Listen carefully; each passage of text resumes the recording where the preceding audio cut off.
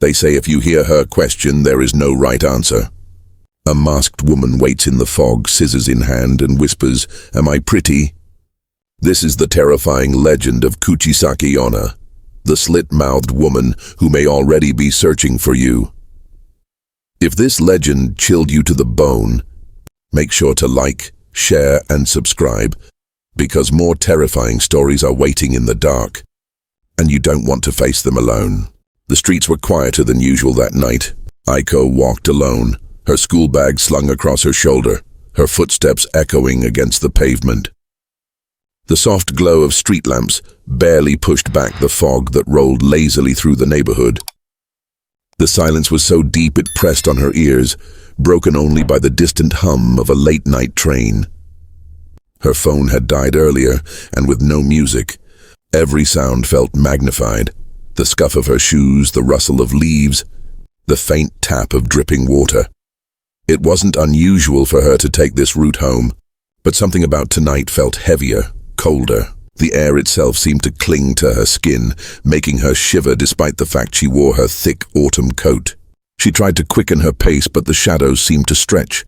The road ahead longer than she remembered. That's when she noticed her. At first, it seemed like just another pedestrian standing at the end of the road, a woman, still as a statue half hidden in the mist.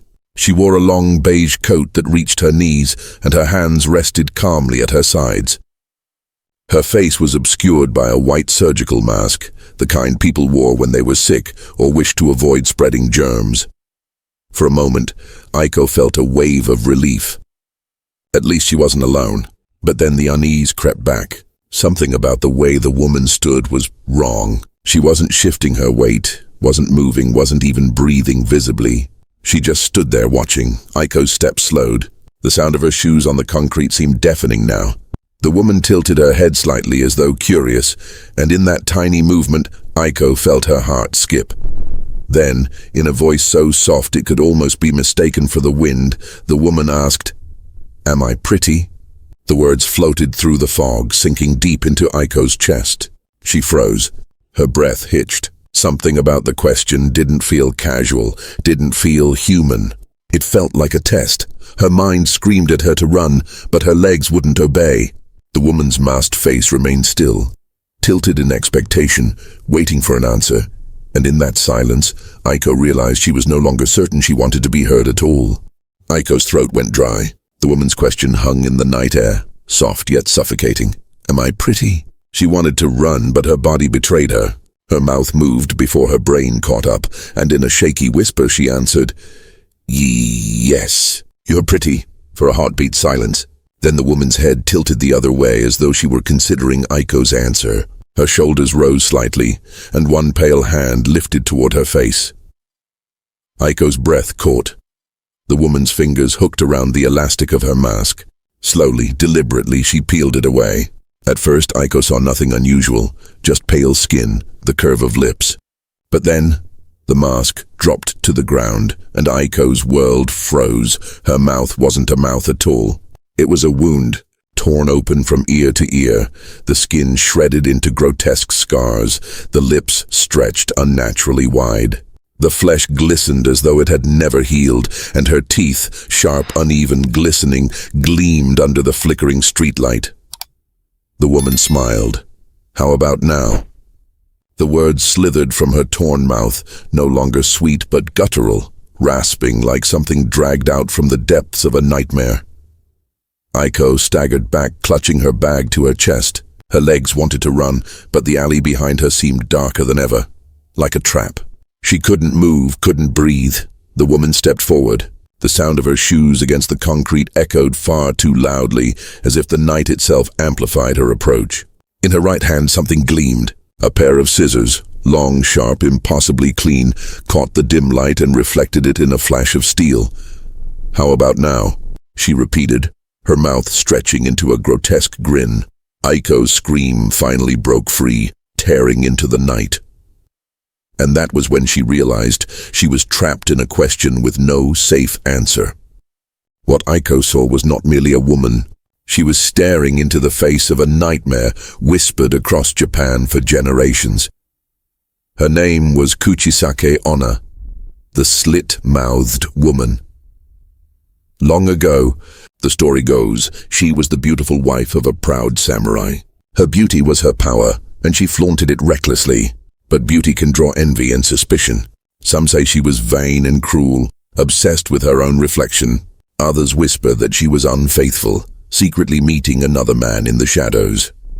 Whatever the truth, her husband discovered her betrayal. Blinded by rage, he raised his blade not to kill her but to mark her forever. He dragged the steel across her mouth, cutting from ear to ear. Blood poured and his voice thundered, "Now, who will think you are pretty?" She died soon after, whether from the wound or by her own despair, no one knows. But death did not free her. Her spirit rose again, vengeful and restless, cursed to wander the night. She covered her mutilated face with a mask, hiding her shame. Yet she could not silence her question. To every soul she met, child, stranger, wanderer, she asked the same words that had defined her fate. Am I pretty?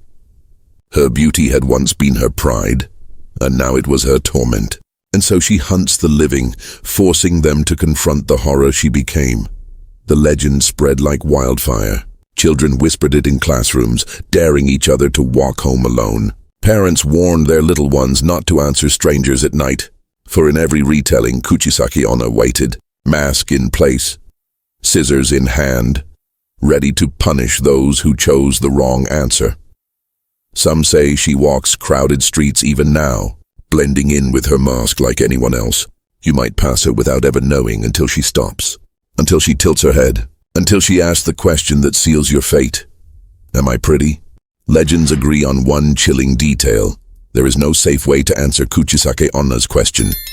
If you say no, she reacts instantly. Her scissors flash, and your life ends in a spray of red. Cruel, decisive, final. But if you say yes, you are no safer. She removes her mask to reveal the jagged wound stretching across her face, the smile carved too wide. Then she asks again, her voice sharp with hunger. How about now? Those who scream, hesitate, or lie fall beneath her blades. Some stories say she slices her victims clean in half.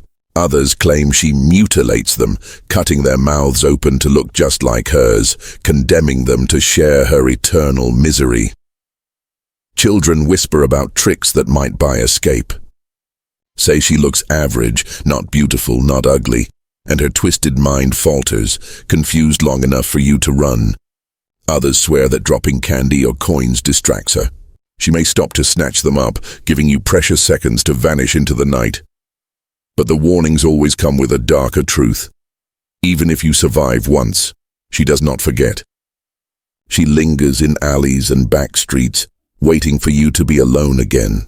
Her question will return, am I pretty? And each time the risk grows greater, the trick's less likely to work.